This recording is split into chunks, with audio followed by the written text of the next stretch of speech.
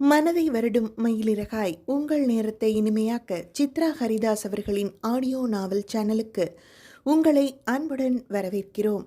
அருமையான கதைகளை கேட்க சேனலை லைக் பண்ணுங்க, கமெண்ட் பண்ணுங்க, சப்ஸ்கிரைப் பண்ணுங்க, உங்க ஃப்ரெண்ட்ஸோட ஷேர் பண்ணுங்க.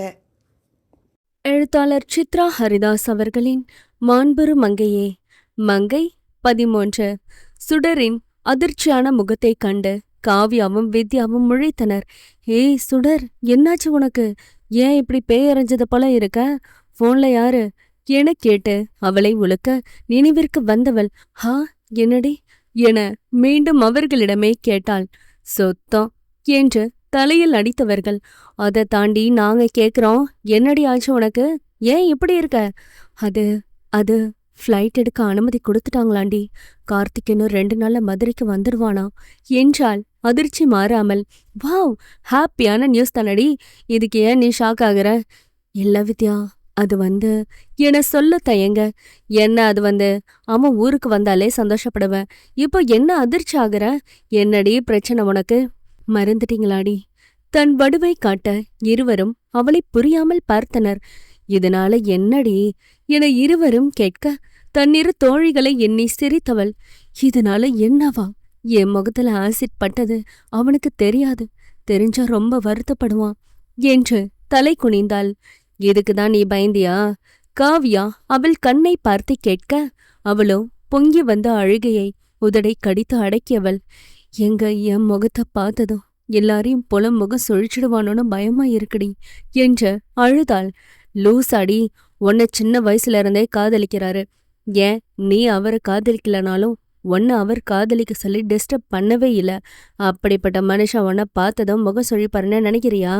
அவர் உன் முகத்தை பார்த்துதான் உன்னை காதலிச்சாரா என கேட்க அவளோ பதிலளிக்கவில்லை.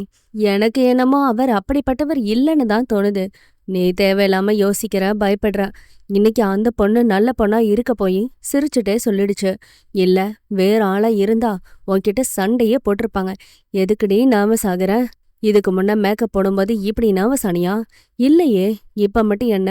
எதுக்குடி பயப்படுற சொல்லு சுடர் எனவும் அவளை அணைத்தவள். என்னால முடியல. சில நேரம் தைரியமாய் இருக்கிறனா, சில நேரம் உடைஞ்சு போயிடுறேன்டி. சிலர் என்ன பாக்குற பார்வை கொள்ளுதடி. என்னை யாராவது ஏதாவது சொல்லிடுவாங்களோன்னு பயமா இருக்குடி. அதான் நர்வஸ் ஆகிட்டேன். இப்ப கார்த்திக்கும் என் முகத்தை பார்த்து என்ன அவன் வெறுத்துடுவானோட பயமா இருக்குடி.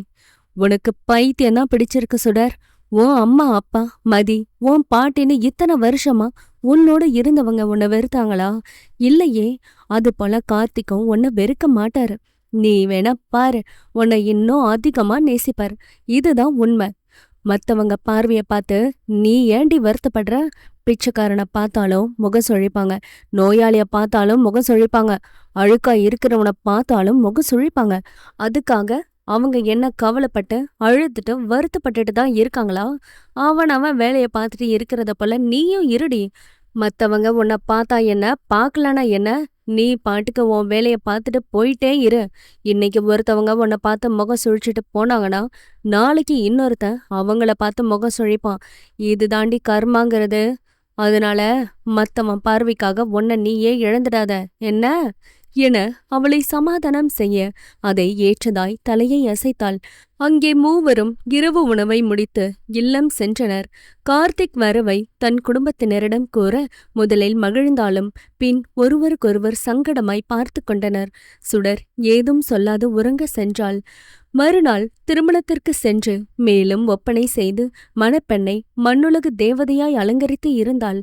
புகைப்படக்காரர்களிலிருந்து வந்தவர்கள் அனைவரும் மணப்பெண்ணின் அலங்காரத்தை பார்த்து புகழ்ந்து தள்ளினார்கள். சிலர் பெயரை கேட்டு வைத்து கொண்டனர், சிலர் எண்களை பதிவு செய்து கொண்டனர். அங்கு சென்றதற்கு வதனாவின் அழகு நிலையத்தை விளம்பரப்படுத்திவிட்டு வந்தனர். வதனாவிடம் குழந்தையைப் போல அனைத்தையும் சொல்லி மகிழ அந்த குழந்தையின் முகத்தை இப்படி செய்து விட்டோமே என அவளது மனம் பதைக்க ஆரம்பித்தது. என் புருஷன் பண்ண தப்புக்கு ஏன் சுடருக்கு தண்டனை கொடுத்துட்டனே? ஒரு பாவமும் அறியாது என் தங்கையோட வாழ்க்கையை நானே அழிச்சிட்டனே. காலம் கடந்து உணர்ந்தவள் உள்ளுக்குள்ளே நொந்தாள். அவளிடம் உண்மையை சொல்லி மன்னிப்பு கேட்கலாம் என்று கூட தோன்றியது. நான் உண்மைய சொல்லி அவளும் என்னை விட்டு போயிட்டா என யோசித்தவளுக்கு நான் செஞ்ச தப்ப நான் தான் சரி செய்யணும். அப்படியாவது மனசாட்சி கொடுக்கிற தண்டனை கொஞ்சமாவது குறையட்டும் என எண்ணியவள் சட்டென உதித்த எண்ணத்தை ரித்திக்கிடம் சொல்ல எண்ணினாள். இரவு ஹாலில் அமர்ந்திருந்தவள் ரித்திக்கின் வரவுக்காக காத்திருந்தாள். அவனும் வரவே, ரித்திக், உன்கிட்ட கொஞ்சம் பேசணும், ரெஃப்ரெஷ் ஆகிட்டு வா என்றவளை விசித்திரமாக பார்த்துவிட்டு உள்ளே சென்றவன் ரெஃப்ரெஷ் ஆகி வந்தான். ரித்திக், எனக்கு இன்னைக்குதான் தோணுச்சு, ஏன் சுடருக்கு பிளாஸ்டிக் சர்ஜரி பண்ணக்கூடாது, அவளோட முகத்தை ஏன் மாத்த முயற்சி செய்யக்கூடாது. அந்த மேனேஜர் சுடரை பார்த்து கேட்ட கேள்வி என்னால ஜீரணிக்க முடியல. அதனாலதான் இதை யோசிச்சேன். நீ என்ன சொல்ற என கேட்டு அவனை அதிர்ச்சிக்குள்ளாக்கினாள். அவள் கேட்டும் இன்னும் அதே நிலையில் இருந்த ரித்திக்கை உலுக்கியவள், என்ன ரித்திக், நான் கேட்டதுக்கு பதிலே இல்ல. இல்ல வதனா, இத சொன்னது நீதானு ஆச்சரியமா இருக்கு. ஏன், எனக்கு அவன் மேல அக்கறை இல்லைன்னு நினைக்கிறியா? அப்படி சொல்லல வதனா, அவன் மேல உனக்கு அக்கறை நிறையவே இருக்கு, அவகிட்ட காட்டவும் செய்யறதா. ஆனா நான் அவளை பத்தி பேசினாலோ இல்ல அவளுக்காக ஏதாவது செய்தாலோ கோவப்படுற நீயா வந்து இதை கேட்கும்போது, அதுவும் என்கிட்ட கேட்கும்போது ஆச்சரியமா இருக்கு, அதான் என்றான் இன்னமும் அதிர்ச்சி மாறாமல். அவ ஒன்னும் தப்பு பண்ணலையே ரித்திக், அவ ஏன் தண்டனை அனுபவிக்கணும்? அப்புறம் நீ ஒரு ஸ்கின் கேர் டாக்டர், உனக்கு இத பத்தி தெரியும்னு தான் கேட்டேன். அவ முகத்தை பழையபடி மாத்த முடியலனாலும் ஓரளவு மாத்த முயற்சி செய்யலாம் தான். நீ என்ன சொல்ற ரித்திக்? எனக்கு கூட இது தோணல. நீ சொல்லது போல செஞ்சு அவன் முகத்தை மாத்தலாம். ஆனா என்றவன் இழுக்க, என்ன ஆனா? பணத்தை பத்தி கவலைப்படாத, நான் பாத்துக்கிறேன் என்றாள். பணம் இல்லடி, சுடர்தான் என்னை எந்த உதவியும் செய்ய வேணான்னு சொல்லிட்டாலே, நான் எப்படி அவகிட்ட போய் பேசுறது என தயங்க. நான் சொன்னா கேப்பா, இது ஏன் உதவியா இருக்கட்டும், நீ இதுக்கான மத்த வேலை எல்லாம் பாரு என்றிட அவனும் சரி என்றான். மறுநாள் விடிந்ததும் விடியாத அக்காலை வேளையில் வீடு வந்து சேர்ந்தான் கார்த்திக். வீட்டு காலிங் பெல் அடிக்க கதவை திறந்த தெய்வானைக்கு ஒரே ஆச்சரியம்தான். மருமகனே பாசம் பொங்க அழைக்க, அத்த என்றவன் பாசமாக அவரை அணைத்தவன், எப்படி இருக்க அத்த? ச, உன்னை ரொம்ப மிஸ் பண்ணன அத்த. அவர் தோளில் கை போட்டு கொண்டே உள்ளே வர கதிர் அங்கே பொறாமையுடன் பார்த்து கொண்டே நின்றிருந்தார். ஹாய் மாமா, குட் மார்னிங் என்றவன், அத்த, எனக்கு உன் கையால சுட சுட காஃபி வேணும், மாமாக்கு சேர்த்து எடுத்துட்டு வா என கட்டளையிட, படவா, ஏன் பொண்டாட்டிய ஏன் முன்னாடியே வேலையவர என பொய் கோபம் கொண்டு கேட்க, பின்ன நீங்க மட்டும் என் முன்னாடி எத்தனை முறை அத்தைய வேலையவே இருக்கீங்க, நான் என்ன கோவப்பட்டனா? அவ ஏன் பொண்டாட்டிடா. சோ வாட், உங்களுக்கு பொண்டாட்டி ஆகிற முன்னவே எனக்கு அத்தை, யூனோ என்றான் அசட்டையாக. அவரும் முறைக்க அவருக்கு போட்டியாக இவனும் முறைக்க, போத நிறுத்துங்க உங்க விளையாட்ட, போ கார்த்திக், போய் ரெஃப்ரெஷ் ஆகிட்டு வா என்றவர் தன் கணவனிடம், வயசு பையன்கிட்ட ஏன் மல்லுக்கு நிக்கிறீங்க? அவருக்கு மட்டும் கேட்கும்படி கேட்டார். பின்ன ஏன் பொண்டாட்டிய கட்டி பிடிக்கிறான், கைய போட்டு பேசுறான், வேலையவறான், எனக்கு கோவம் வராதா என அவரது சிறிய பொறாமை கூட காதலின் அளவை காட்ட, அதில் நாணிய தெய்வானை அவரை இடித்துவிட்டு, ரொம்பதான் போங்க என்று உள்ளே சென்றார். கார்த்திக்கும் கதிர் அருகே வந்தமர்ந்தான். அப்புறம் மாப்பிள, எப்படி இருந்தது சிறைவாசம் என நக்கலாக கேட்க, அட போங்க மாமா, நீங்க வேற, ரொம்ப கஷ்டப்பட்டுட்ட. ரோகிணி தெய்வான சாப்பாட்டையெல்லாம் சாப்பிடாம ரொம்ப இழைச்சு போயிட்டேன். அப்புறம் தெய்வானைய பார்க்காம தவிச்சு போயிட்டேன். மீண்டும் அவரை கணுப்படிக்க, டே என செல்லமாக முறைத்தார். அதில் பலமாக சிரித்தவன், ஹஹ, சும்மா, ரொம்ப மிஸ் பண்ணின மாமா எல்லாரையும். லாக்டவுனாலும் குடும்பத்தோட இருக்கிறது வேற, ஆனா தனியா இருக்கிறது ரொம்ப கஷ்டம். ஜெயில் கைதி தேவல போல, அடுத்த லாக்டவுன் போடுறதுக்குள்ள ஓடி வந்துட்டேன் என்றவனின் தவிப்பு அவரால் புரிந்து கொள்ள முடிந்தது. அதே தாண்டா நானும் ஆத்தாச்சிக்கிட்ட வந்துடுங்கன்னு சொன்னேன், கேட்டாதானே என சலித்து கொண்டார் தெய்வானை. உனக்கு உன் அண்ணிய பத்தி தெரியாதா தெய்வான? என்ன சொல்ல, எத்தனை நாள் வேணும்னாலும் இருப்பேன். நீங்க என்ன திட்டவே செஞ்சாலும் நானெல்லாம் போகவே மாட்டேன் என்றவன் அவர் கொடுத்த காஃபியை பருக இருவரும் அவனை ஆதுரமாய் பார்த்தனர். ஆமா, எங்க என் வெள்ளச்சி குண்டச்சு தூங்குறாங்களா? மாமா வந்திருக்க, இன்னும் என்ன தூக்கம் என கேட்டுக்கொண்டே அவர்கள் அறை நோக்கி செல்ல கதிரும் தெய்வானையும் ஒருத்தருக்கொருத்தர் பயத்துடன் பார்த்து கொண்டனர். மருமகனின் பாசம் அறிந்தவர்களுக்கு அவனது கோபத்தையும் அறிந்து வைத்திருக்கிறார்கள்தான். இருவரும் பதற்றமாகவே நின்றிருந்தனர். உள்ளே சென்றவன் கொஞ்ச நேரத்திலே மாமா என கத்த இருவரும் அடித்து பிடித்து ஓடிவர அங்கு ரௌத்திரமாய் நின்றிருந்தான் கார்த்திக். சுடரும் மதியும் தலை குனிந்து நிற்க அவர்களோடு சேர்ந்து கதிரும் தெய்வானையும் அப்படியே நின்றனர். மங்கை 14. ஆதவன் ஆட்சி சற்று முன்னே தொடங்கினாலும் இவர்கள் எழுவது என்னவோ அவன் உச்சிக்கு வந்த பிறகுதான் டாட் லிட்டில் பிரின்சஸ் என்று பெருமை பீத்திக் கொள்ளும் வகையினர் இவர்கள். இன்று ஞாயிறு என்பதால் மட்டுமே சுடர் மதியுடன் சேர்ந்து தாமதமாகவே எழுவாள். மற்ற நாட்கள் வேலைக்கு செல்ல வேண்டும் என்பதால் சீக்கிரமாகவே எழுந்திடுவாள். ஆனால் மதிக்கோ என்ன கவலை, இன்னும் அரசு 12ஆம் வகுப்பிற்கு பரீட்சை இருக்கா இல்லையா, வைப்போமா வேணாமா, இந்த ரீதியிலே இருக்க அவர்களோ விளையாட்டு, உறக்கம், உணவு என்றே இருக்கின்றனர்.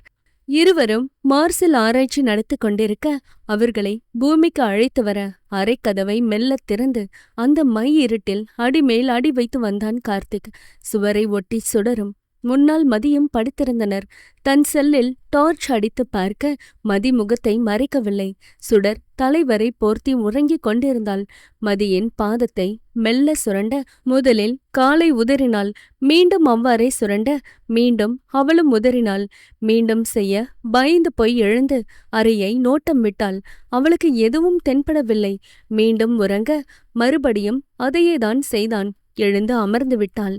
கண்ணை கசக்கிக் கொண்டு பார்க்க இருட்டில் நின்ற கார்த்திக்கின் உருவத்தைக் கண்டு கீழே விழுந்து பயத்தில் கத்த சுடர் எழுந்து லைட்டை போட்டாள். கீழே விழுந்த மதியை பார்த்து வாய்விட்டே சிரித்தான். டச்சப், நீயா என அதிர்ந்தவளை கண்டு மீண்டும் சிரித்தவன், நானே. சும்மா சொல்லக்கூடாது குண்டச்சே, ஹாலிவுட் ரேஞ்சுக்கு இல்லைனாலும் கோலிவுட் காஞ்சனா பட பேயை பார்த்தது போலவே பயந்த. கார்த்திக் சாம ஹாப்பி ஆனாச்சு என்றவன் அவள் முறைப்பில் மேலும் சிரித்தான். இவர்களது அளப்பறையில் தன் முகத்தை மறைக்க மறந்த சுடர் அப்படியே உட்கார்ந்து இருந்தாள். சிரித்து கொண்டே பார்வையை சுடர் பக்கம் திருப்ப அவன் சிரிப்பு உதட்டிலே உறைந்து போய்விட்டது. ஒரு பக்கம் வெண்ணெய் முகமும் மறுபக்கம் வெந்த முகமுமாக இருக்க இதய துடிப்பை நிற்க வைத்த அதிர்ச்சி அது. தான் காண்கிறது கற்பனை கனவென்று மூளை மனதிடம் அவன் மன்றாட இரண்டும் அமைதியாக இருந்து உண்மை என்று எடுத்துரைத்தன. கண்கள் கலங்கிப் போக நா ஒட்டிக்கொள்ள பேச்செழவில்லை அவனுக்கு. அவனை கண்டதும் தலை குனிந்தாள். கலை, என்ன இது? ஒட்டிய நாவை பிரித்து கஷ்டப்பட்டு வார்த்தைகளை உதிர்த்தான். அவளோ குனிந்த தலையை நிமிர்த்தாது உடல் குலுங்க அழுதாள். கலை, உன்கிட்டதான் கேக்குறேன், பதில் சொல்லுடி. குரல் மாற அவளது உடல் நடுங்கியது. அக்கா முகத்துல ஆசிட் அடிச்சிட்டாங்க மாமா, மதி சொல்ல. யாரு? தெரியல மாமா, போலீஸ் அவங்கள தேடிட்டு இருக்காங்க. எப்போ நடந்தது? 6 மாசம் இருக்கு மாமா. 6 மாசம் என மேலும் அதிர்ந்தவன் கோபத்தில் பல்லை கடிக்க, பேருக்குதான் நான் மாமால, மத்தபடி வாட்ஸ்அப்ல வாழ்த்து சொல்ற சொந்தக்காரங்க போலதானே நான் இல்ல. ஊர்ல இல்லனா உறவே இல்லனா அர்த்தமா? அப்படியே எங்க எல்லாரையும் மறந்துடுறது. வலியை வார்த்தையில் காட்டினான். நீ என்ன நினைக்கிறன்னு எனக்கு தெரியாது. ஆனா நான் உன்னை என் பொண்டாட்டியா தாண்டி நினைக்கிறேன். எதையும் மறைக்க கூடாதுன்னு எல்லாத்தையும் சொல்றவனா. ஆனா நீ 6 மாசமா இவ்வளவு பெரிய விஷயத்த மறைச்சு பேசிட்டு இருந்திருக்க. நான் வீடியோ கால் பேச சொல்லும் போதெல்லாம் நீ மழுப்பினது காரணம் இப்பதான் புரியுது. ஏமாத்திடலடி நீ எனும் போதே முகத்தை மறைத்து வெடித்தழுதாள். மாமா என மதி இழுக்க, பேசாத, நீ கூட என்னை ஏமாத்திட்டல குண்டச்சி என கண்ணீர் வடித்தான். அங்கு பெருத்த அமைதி நிலவ, மாமா, அத்த என கத்தினான். அவனது கத்தலை எதிர்பார்த்ததுதான். வந்தவர்கள் அவன் முன் தயங்கி நிற்க, நான் உங்க மருமகன் இல்லையா மாமா? நான் யாரோவா என கேட்க, உன் கோபம் நியாயமானது தாண்டா. நீ சென்னையில இருந்திருந்தா உன்கிட்ட சொல்லாம இருந்திருப்போமா? நீ ஏன் அங்க அகதி போலதானே இருந்த? இதுல நாங்க இத சொல்லி மேலும் உனக்கு கஷ்டத்தை கொடுக்க நினைக்கல. எங்களை நம்பு கார்த்திக். நாங்க சொல்லி இருந்தா இந்த 6 மாசம் நிம்மதி இல்லாம தவிச்சு போயிருப்ப. உடனே வர முடியாத சூழ்நிலையை எண்ணி உன்னை நீயே வருந்திட்டு இருந்திருப்ப.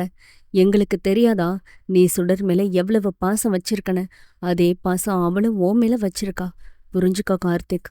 அவர்கள் சொல்லும் நிதர்சனம் உண்மைதான். தனியாக மாட்டிக்கொண்ட வேளையில் இந்த செய்தி தன்னை என்னென்ன செய்து இருக்குமோ என எண்ணெயிலே உடல் அதிர்ந்தது. மருமகனே, எங்களுக்கு நீயும் சுடரும் வேற வேற இல்லையா? அவ கஷ்டப்படுறத மட்டும் இல்ல, நீ கஷ்டப்படுறதையும் எங்களால தாங்கிக்க முடியாது. உன்னை பார்த்ததுக்கு அப்புறந்தாயா எங்களுக்கு முழு உயிரே வருது. எங்களை தப்பா எடுத்துக்காத கார்த்திக் எனவும் அமைதியானான். நான் கலைக்கிட்ட கொஞ்சம் பேசணும் மாமா என்றதும் மூவரும் கீழே அறையை விட்டு சென்றனர். இன்னமும் உடல் குலுங்கி அழுதவாறுதான் இருந்தாள். கலை, என்ன பாரு என்றான். அவளோ மாட்டேன் என்பது போல தலையசைக்க, என்ன பாருடி என்று அதட்ட நிமிர்ந்து அவனை பார்த்தவள் சட்டென அவன் நெஞ்சில் முகம் புதைத்து அழுதாள். அவளை அணைத்து கொண்டவன், எங்க நான் உன் முகத்தை பார்த்து உன்னை வெறுத்துடுவனோன்னு தானே உன் பயம்?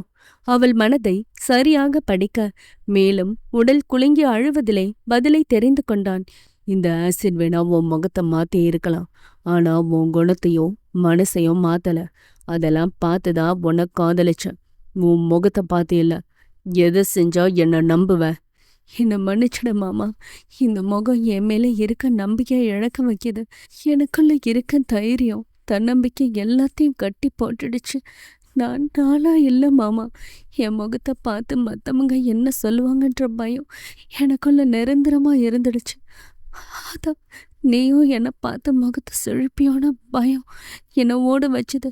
எல்லாரும் என்ன தேத்துறாங்க தான், ஆனாலும் அதுல இருந்து வெளியே வர கஷ்டப்படுற மாமா என்று அழுபவளின் மேல் கோபம் வந்தாலும் கோபத்தை காட்டும் நேரம் இது இல்லை என்று எண்ணியவன் அவள் முகத்தை இரு கைகளில் தாங்கிக் கொண்டவன்.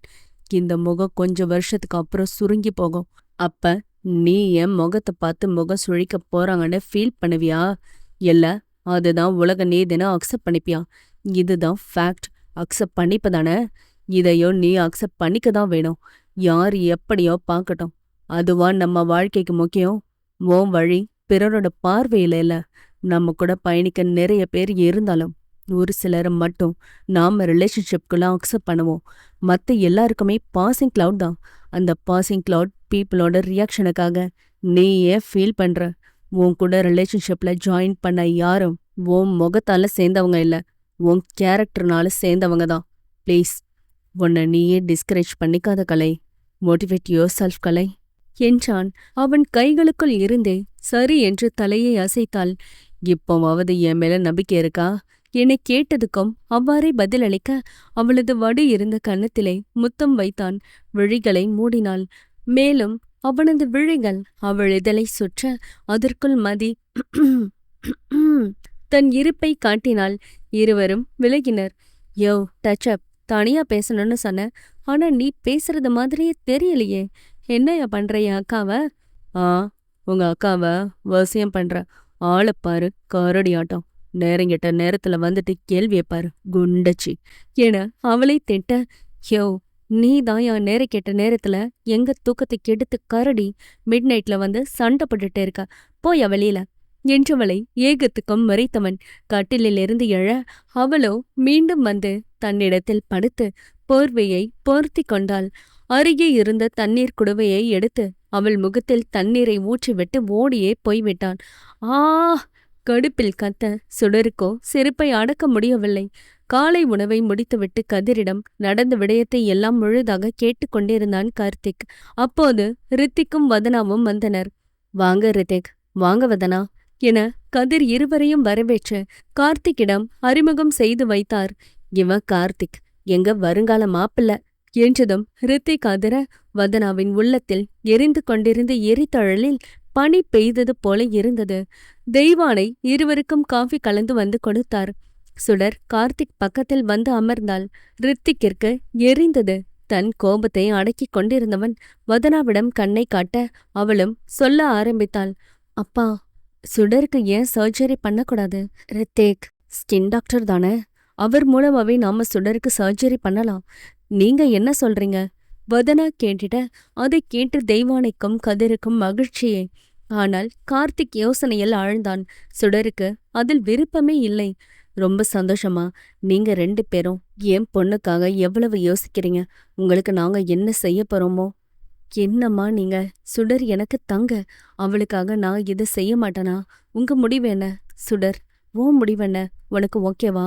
எனக்கு இதுல விருப்பமில்ல என்றதும் அனைவருக்கும் அதிர்ச்சியாக இருந்தது. ஏமா வேணாங்கிற? கதிர் கேட்க, இல்லப்பா, இந்த முகத்தோட தான் நான் சாதிக்க போறேன். பிளாஸ்டிக் சர்ஜரி பண்றதுனால எனக்கு கான்ஃபிடென்ட் வந்துடாதுப்பா. இந்த முகமும் இந்த வடுவால ஏற்படுற அவமானமும் தான் நான் இழந்த தன்னம்பிக்கையை எனக்கு திரும்ப கொடுக்குது. நான் என் கனவை அடைஞ்சதுக்கு அப்புறம் சர்ஜரி பண்ணிக்கிறேன். இந்த முகத்தோட தான் நான் பியூட்டி பார்லர் ஆரம்பிக்கணும். ப்ளீஸ் என்னை யாரும் கம்பல் பண்ணாதீங்க என்றாள் தீர்க்கமாக. அதன் பின் யாரும் எதுவும் பேசவில்லை. சாரி கார்த்திக், உன்கிட்ட கேட்காம முடிவு எடுத்துட்டேன்னு நினைக்காதீங்க. இதுதான் ஏன் முடிவு என்றிட அவனும் ஏதோ யோசிக்க கதிரின் அலைபேசி அடித்தது. அதில் முத்துவை கைது செய்த செய்தியை கூற அதிர்ந்தார்.